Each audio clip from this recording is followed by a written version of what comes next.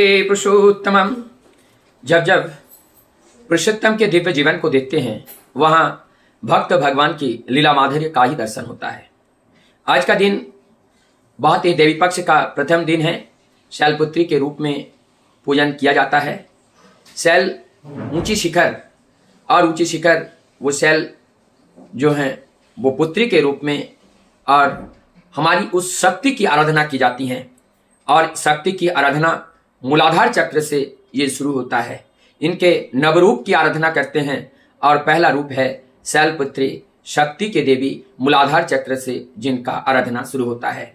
हमारे जीवन में जितने देव देवियों का पूजा पद्धति एवं उनका जो वास्तविक नाम रूप स्वरूप का वर्णन किया गया है, ये सब हमारे जीवन को आध्यात्मिक बनाने के लिए, हमारे जीवन को सुंदर करने के लिए, हमारे जीवन को सत राह पर ले जाने की पद्धति है। कैसे हम अपने आप को ऊंचे शिखर तक ले जा सके, ये सारी ज्ञान हमें इसी देवी देवताओं के जो कर्मकांड के रूप में जो पूजा पाठ की जाती हैं, इसमें हमारी जीवन की दैविक एवं ईश्वरिक गुणों को कैसे हम पूरित कर सके, हमारे इस देह के अंदर उस गुण को पाने के लिए, प्राप्त करने के लिए, ये सब देवी देवताओं की पूजा ध्यान अध्ययन सब इसी के लिए ही किया जाता है।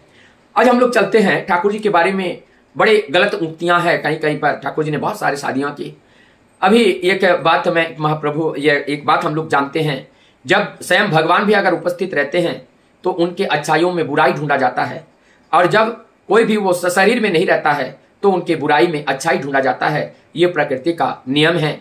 और इसी ही नियम में आज हम जानते हैं भगवान की विवाह की बात करते हैं। संसारिक जीव जो विवाह करते हैं शरीर के सुख के लिए करते हैं, इंद्रिय की तृप्ति के लिए करते हैं, तो क्या भगवान जब नर रूप में आते हैं उनका विवाह क्या इसी देह सुख के लिए है? जैसे हम अपने देह सुख की दृष्टि से हम भगवान को भी अपनी तरह नापने लगते हैं, और फिर हम देखते हैं कि भगवान लीला करते हैं, वस्त्र चुराते हैं, गोपियों के साथ रास लीला करते हैं, और इतने 16,000 उनके पास गोपियां हैं, और ये कह के हम जो कटुक्तियां करते हैं, ये जरा सोचिए तो हम अपने को और ऐसे एक देवपम ईश्वरीय सत्ता के सत्ताधीश जो नर क्लेवर में इस धरती पर आए हैं, पुरुषों में उत्तम श्रेष्ठ पुरुष के रूप में जिनको पुरुषोत्तम कहते हैं, जिनका रक्त मांस संकलित देह धारण करके इस धरती के ऊपर जैसे इस मर्त्यलोक में जैसे जीव कष्ट पाते हैं उस तरह से वो कष्ट को भोग करते हुए हम लोगों के चलने के पथ को बताने के लिए वो आते हैं।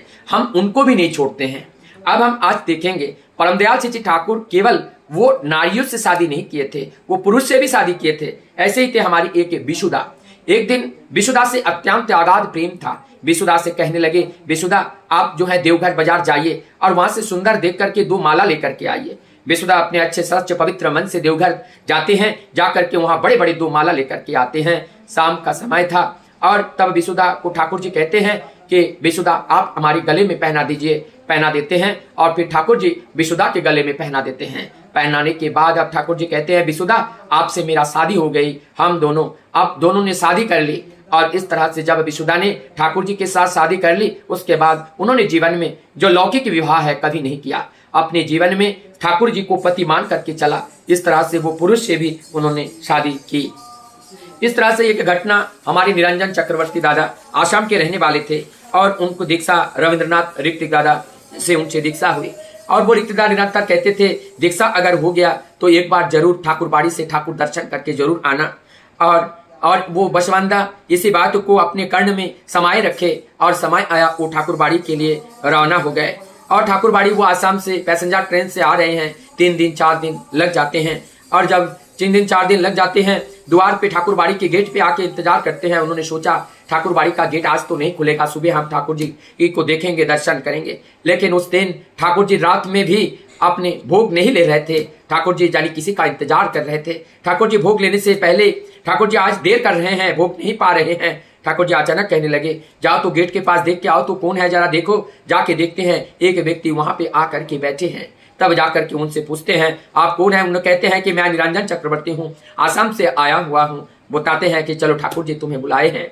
अब वहां पर जाते हैं और निरंजन चक्रवर्ती दास ठाकुर जी अपने प्रेम की बातें करते हैं और फिर उनके भोजन की व्यवस्था करते हैं, उनका आने की सारे वृत्तांत को सुनते हैं, उनके सारे कष्ट दूर हो जाता है। तब निरंजन चक्रवर्ती दास से समझते हैं, मतलब वो सोचते हैं कि जिन्होंने जो देश दास के सबके मालिक हैं, वो मालिक हमारे लिए इतना इंतजार करके बैठ सकते हैं, तो क्यों ना हम उनके लिए अपना ये जीवन समर्पित कर दूं। तब निरंजन चक्रवर्ती दास ने उन्होंने अपने जीवन को ठाकुर जी के चरण में सदैव के लिए उन्होंने सवार कर दिया और अपने जीवन को ठाकुरमय करके ठाकुर के पास रह गए और वो आश्रम से कभी भी वापस घर लौट करके नहीं गए। यह है भक्त का चरित्र चित्रण, किस तरह से भगवान को पाने के बाद सारी तृप्तियां, सारी आशाएं, सारे वृत्ति प्रवृत्तियां, सारे इंद्रियां संयमित हो जाते हैं और सारी आशा आकांक्षा की सीमाएं वहीं समाप्त हो जाती हैं। मान लो वो महातृप्ति के अधिकारी हो जाते हैं और मान लो कि उनका महाजीवन को प्राप्त तो कर लेते हैं। ऐसे भक्त के जीवन में भगवान कभी नहीं बिछोड़ते हैं, सदैव भगवान वहीं विराज करते हैं। सबकी मंगल प्रार्थना प्रभु के चरण में करता हुआ मैं अपनी बात को यही विराम देता हूं। जय गुरु, वंदे।